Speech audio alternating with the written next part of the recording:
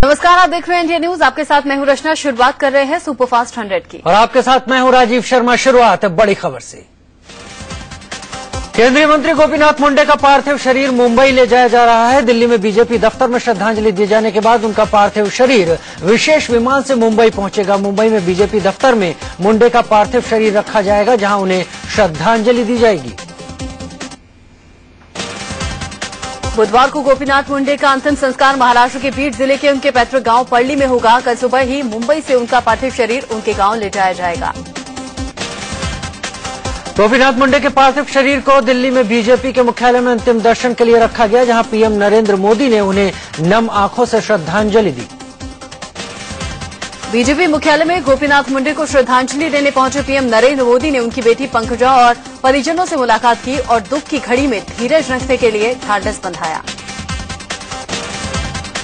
गृहमंत्री और बीजेपी अध्यक्ष राजनाथ सिंह ने भी गोपीनाथ मुंडे के पार्थिव शरीर पर श्रद्धासुमन चढ़ाए। विदेश मंत्री सुषमा स्वराज और शहरी विकास मंत्री वेंकैया नायडू ने भी गोपीनाथ मुंडे को श्रद्धांजलि दी। बीजेपी के वरिष्ठ नेता लालकृष्ण आडवाणी ने भी गोपीनाथ मुंडे को श्रद्धांजलि दी। आडवाणी ने मुंडे की बेटी पंकजा के सिर पर हाथ रखकर धीरज रखने के लिए कहा। बीजेपी के वरिष्ठ नेता मुरली मनोहर जोशी ने भी गोपीनाथ मुंडे को श्रद्धांजलि दी। बीजेपी मुख्यालय में उन्होंने मुंडे के पार्थिव शरीर पर श्रद्धासुमन चढ़ाए। संघ प्रमुख मोहन भागवत भी गोपीनाथ मुंडे को श्रद्धांजलि देने के लिए पहुंचे। वहीं वीएचपी नेता अशोक सिंघल ने भी मुंडे को श्रद्धांजलि दी।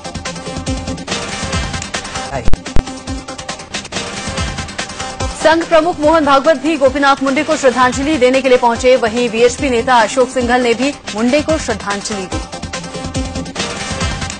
पूर्व प्रधानमंत्री अटल बिहारी वाजपेयी की तरफ से भी गोपीनाथ मुंडे को श्रद्धांजलि पेश की गई। वाजपेयी के प्रतिनिधि उनकी तरफ से श्रद्धासुमन लेकर बीजेपी दफ्तर पहुंचे थे।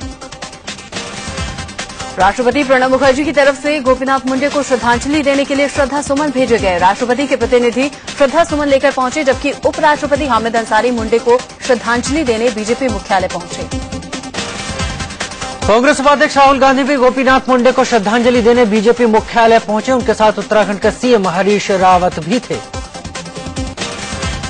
बीजेपी के अलावा कई सियासी दलों के नेता भी गोपीनाथ मुंडे को श्रद्धांजलि देने के लिए पहुंचे। NCP supremo Sharad Pawar, JDU अध्यक्ष शरद यादव, एलजेपी अध्यक्ष रामविलास पासवान, पीए संगमा और उनकी बेटी अगाथा संगमा ने गोपीनाथ मुंडे को श्रद्धांजलि दी। दिल्ली में बीजेपी मुख्यालय में गोपीनाथ मुंडे का पार्थिव शरीर रखा गया था, जहां उनकी बेटी और परिजन पहुंचे थे। अपने पिता के शव को देखकर बेटी पंकजा फूट फूट कर रो रही थी, जिन्हें वहां मौजूद सभी लोग ढांढस बंधा रहे थे। मानव संसाधन विकास मंत्री स्मृति ईरानी भी गोपीनाथ मुंडे को श्रद्धांजलि देने के लिए पहुंची। उन्होंने फूट फूट कर रो रही मुंडे की बड़ी बेटी पंकजा को ढांढस बंधाया और धीरज रखने को कहा। गोपीनाथ मुंडे के निधन की खबर मिलते ही परिवार में शोक की लहर दौड़ गई। मुंबई में रह रही पत्नी और छोटी बेटी का रो रो कर बुरा हाल हो गया। मुंडे के रिश्तेदार दिवंगत प्रमोद महाजन के परिजन मुंडे परिवार को ढांढस बंधाते रहे। गोपीनाथ मुंडे के निधन की खबर मिलते ही मुंबई में उनके करीबी और दोस्त सदमे में पड़ गए। इनका रो रो कर बुरा हाल हो गया। दिल्ली एयरपोर्ट से फ्लाइट पकड़ने के लिए निकले केंद्रीय ग्रामीण विकास और पंचायती राज मंत्री गोपीनाथ मुंडे की कार हादसे का शिकार हो गई थी। उनकी कार को एक दूसरी कार ने टक्कर मार दी थी। हादसे के बाद उन्हें अस्पताल ले जाया गया, लेकिन उनकी जान बच नहीं सकी।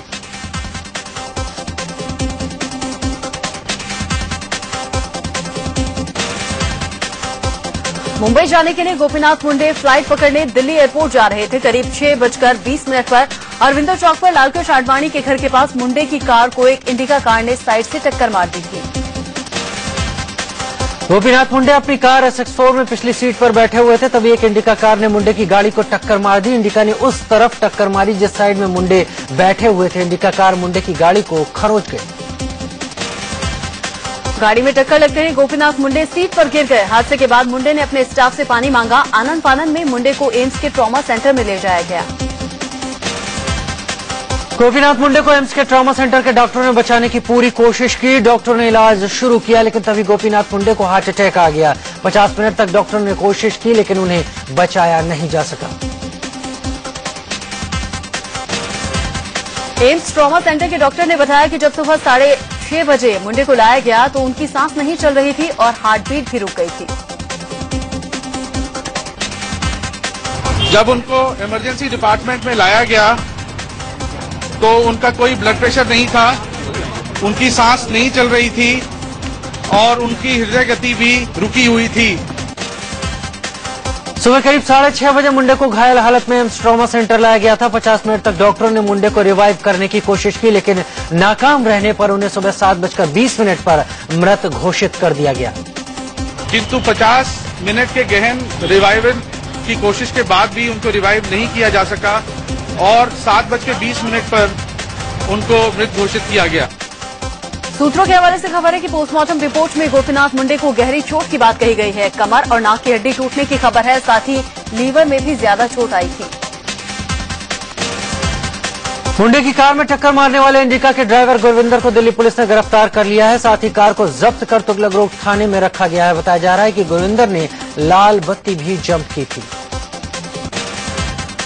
मुंडे की गाड़ी में टक्कर मारने वाले इंडिका के ड्राइवर गुरविंदर के दोस्त का दावा है कि गुरविंदर एक अच्छा ड्राइवर है और वो कोई ज्यादा स्पीड पर कार नहीं चला रहा था।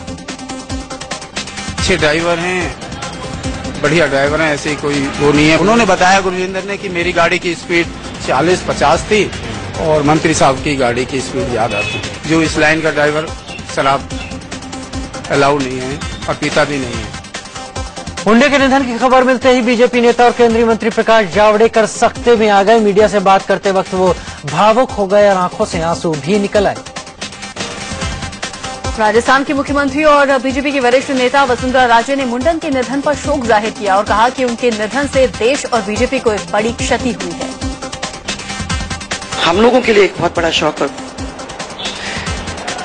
मैं तो उनके परिवार को अपनी ओर से इतना ही कह सकते हैं कि भगवान उनको ताकत दे। मध्य प्रदेश के मुख्यमंत्री शिवराज सिंह चौहान ने मुंडे के निधन पर शोक जताया और कहा कि उनका जाना देश और बीजेपी को एक बड़ा नुकसान है।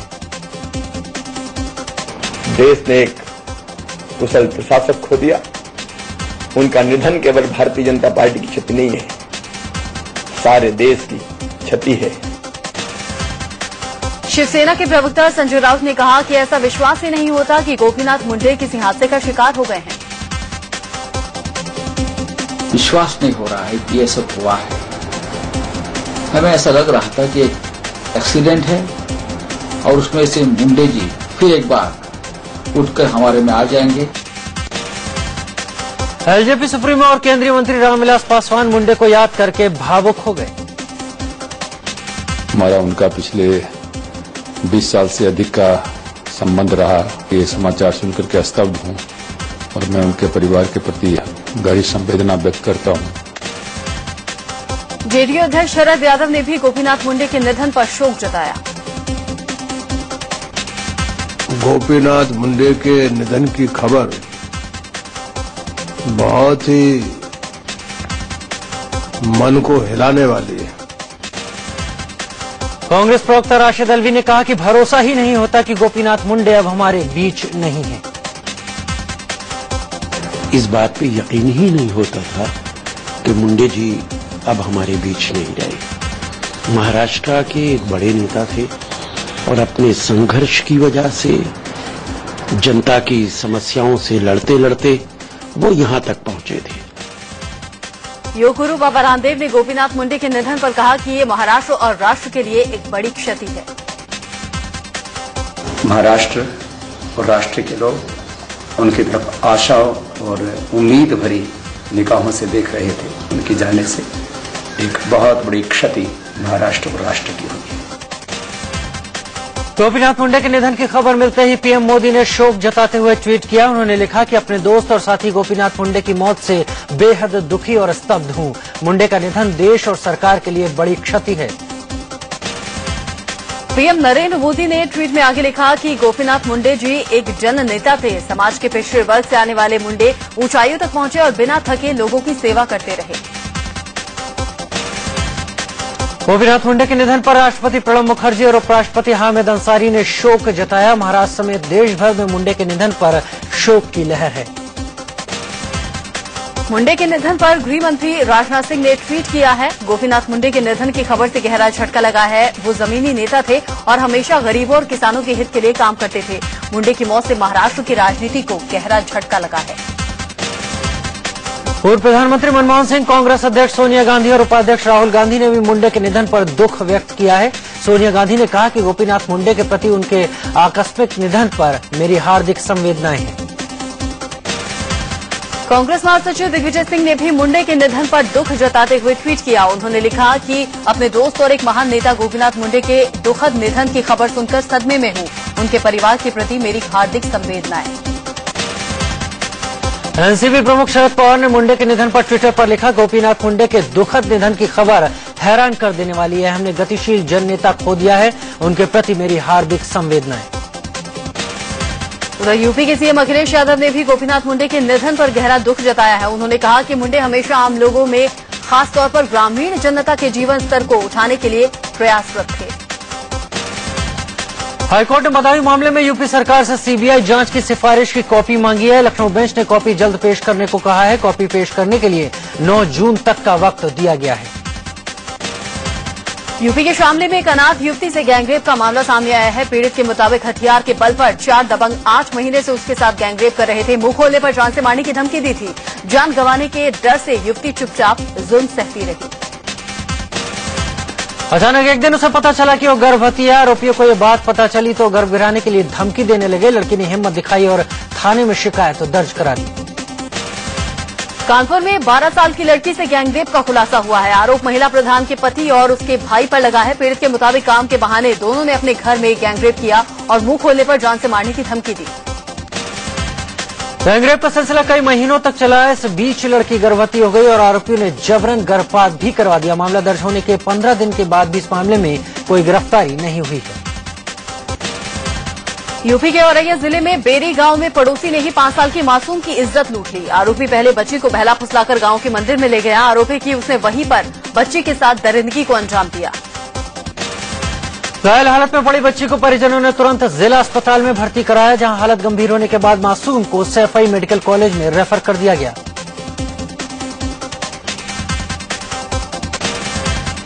यूपी के कन्नौज में एक नाबालिग से रेप और मारपीट का मामला सामने आया है। गांव के ही एक युवक ने पहले नाबालिग की इज्जत लूटी, उसके बाद लड़की को जमकर मारा पीटा।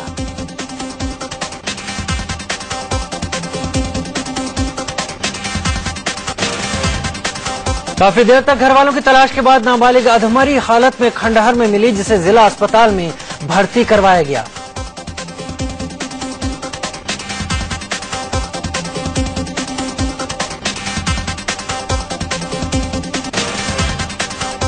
बहराइच में पुलिस चौकी के अंदर रेप की कोशिश के मामले में एसपी ने 2 पुलिस अधिकारियों को लाइन हाजिर किया है। मामले में लापरवाही बरतने के आरोप में एसपी ने इंस्पेक्टर और चौकी इंचार्ज को लाइन हाजिर किया।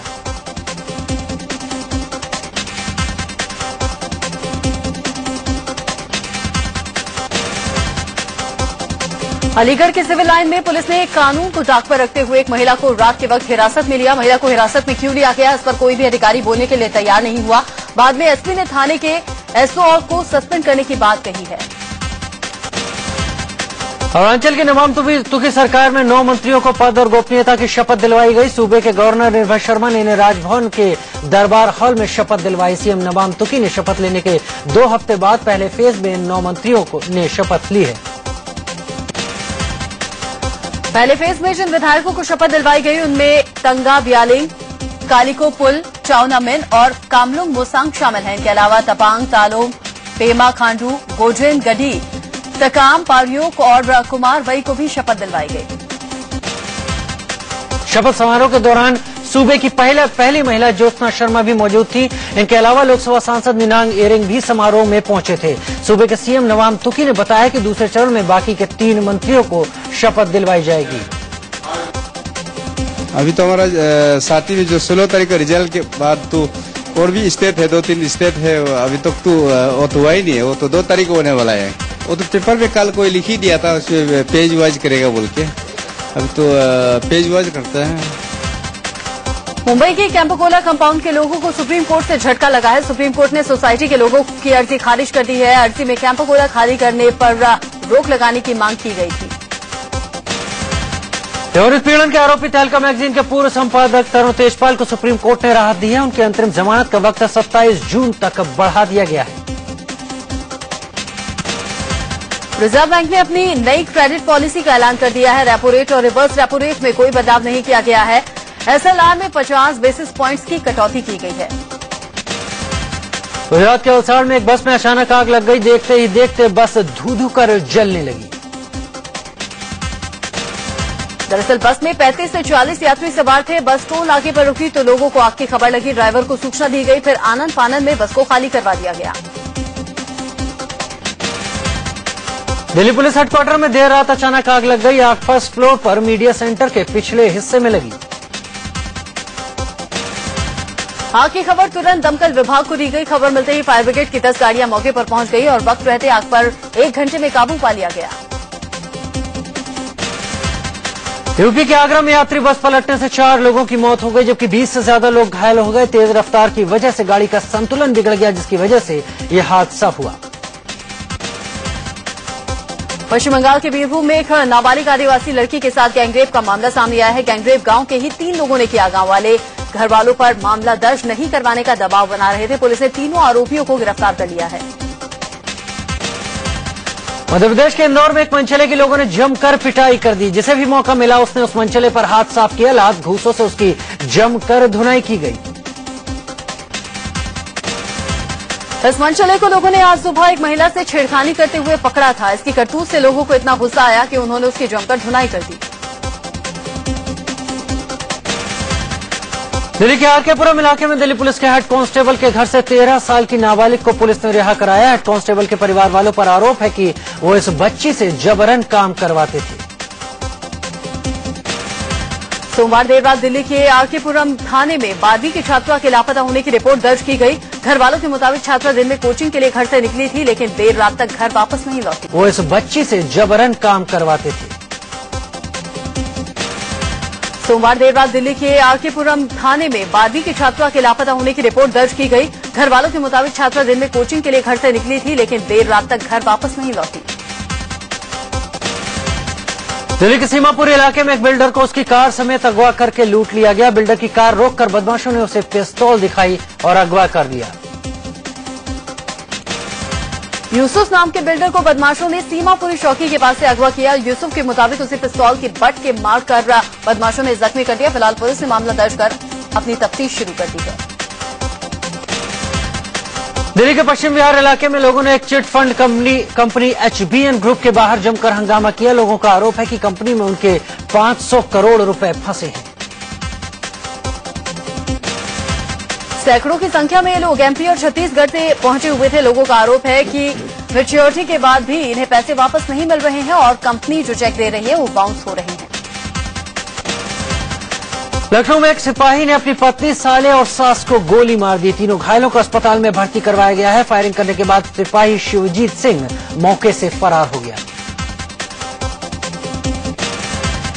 दरअसल सिपाही शिवजीत सिंह की अपनी पत्नी के साथ कहासुनी हो गई थी। इस बीच उसके साले ने बीच बचाव किया तो शिवजीत ने बंदूक निकालकर गोली चला दी। पंजाब के मोगा के विधायक जोगिंदरपाल जैन खेती की जमीन पर अवैध कॉलोनी बसाने के दोषी ठहराए गए हैं। मोगा कोर्ट ने अकाली विधायक जोगिंदरपाल जैन को 1 साल की सजा सुनाई है। दिल्ली के एक व्यापारी अशोक मकू ने पंजाब बीजेपी के नेता हरजीत सिंह ग्रेवाल पर करोड़ों की ठगी का आरोप लगाया है। व्यापारी के मुताबिक ग्रेवाल ने अस्पताल बनाने के नाम पर 3.5 करोड़ रुपए ठग लिए। गुजरात के खेड़ा जिले में अवैध शराब बनाने की फैक्ट्री का भंडाफोड़ हुआ है। फैक्ट्री विरल पारेख के घर में चल रही थी। पारेख ने बतौर निर्दलीय 2014 का लोकसभा चुनाव भी लड़ा था। झारखंड की गिरिडीह में एक छात्रा की मौत के बाद पुलिस के खिलाफ लोगों का जबरदस्त आक्रोश देखने को मिला। लोगों का आरोप है कि पुलिस छात्रा की मौत पर लीपापोती कर रही है। भारत और फ्रांस की वायुसेना ने सोमवार को जोधपुर में सैन्य अभ्यास शुरू किया। इस अभ्यास में दोनों देशों के लड़ाकू विमानों ने हवा में जबरदस्त कलाबाजी दिखाई। विराट कोहली को सीएट क्रिकेट अवार्ड्स में साल का इंटरनेशनल क्रिकेटर चुना गया है। यह दूसरा मौका है जब कोहली ने इस खिताब पर कब्जा जमाया हो। सीएट क्रिकेट अवार्ड्स में आर अश्विन की भी धूम रही। सबसे कम टेस्ट मैचों में 100 विकेट लेने पर उन्हें best Indian cricketer of the year चुना गया। इसके अलावा शिखर धवन को best international one day cricketer of the year चुना गया। इसके अलावा कर्नाटक के रॉबिन उथप्पा को best domestic cricketer of the year का अवार्ड दिया गया। साथ ही ऑस्ट्रेलियाई तेज गेंदबाज मिशेल जॉनसन को best test cricketer of the year चुना गया। बांग्लादेश के शाकिब उल हसन को बेस्ट T20 क्रिकेटर चुना गया तो पूर्व क्रिकेटर सैयद किरमानी को लाइफ टाइम अचीवमेंट अवार्ड से नवाजा गया।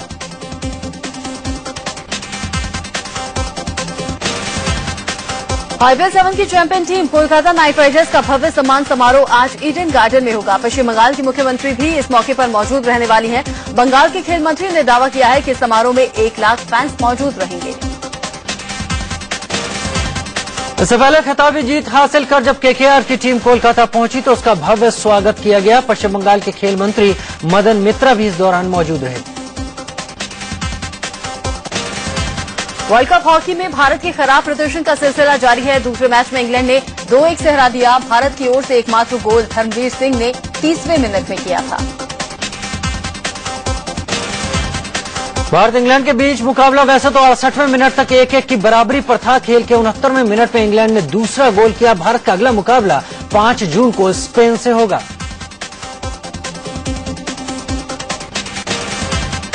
भारतीय हॉकी खिलाड़ी मनप्रीत जल्द ही पाकिस्तानी मूल की ईली नजवा से शादी करने वाले हैं। मनप्रीत और ईली की पहली मुलाकात मलेशिया में 2012 में एक हॉकी टूर्नामेंट के दौरान हुई थी। इसके कुछ वक्त बाद दोनों ने सगाई भी कर ली थी। इटली में चल रहे अंतर्राष्ट्रीय कुश्ती टूर्नामेंट में सुशील कुमार ने 74 किलो भार वर्ग में रजत पदक जीता तो वहीं पहलवान योगेश्वर दत्त ने 66 किलो भार वर्ग में गोल्ड मेडल पर कब्जा किया। 8 बार के चैंपियन राफेल नडाल ने फ्रेंच ओपन के क्वार्टर फाइनल में जगह बना ली है। नडाल ने प्री क्वार्टर फाइनल में दुसान लजोविच को 6-1, 6-2, 6-1 से मात दी। अब क्वार्टर फाइनल में नडाल का मुकाबला स्पेन के ही डेविड फेरर से होगा। अफगानिस्तान के हेरात में आतंकियों ने प्राइवेट कंपनी में काम करने वाले भारतीय नागरिक को अगवा कर लिया है। आतंकियों ने हाल ही में हेरात में भारतीय वाणिज्य दूतावास पर भी हमला किया था। पाकिस्तान एक बार फिर से कश्मीर का राग अलापा है। पाकिस्तान के राष्ट्रपति ममनून हुसैन ने कहा कि संयुक्त राष्ट्र को कश्मीर मामले में दखल देना चाहिए।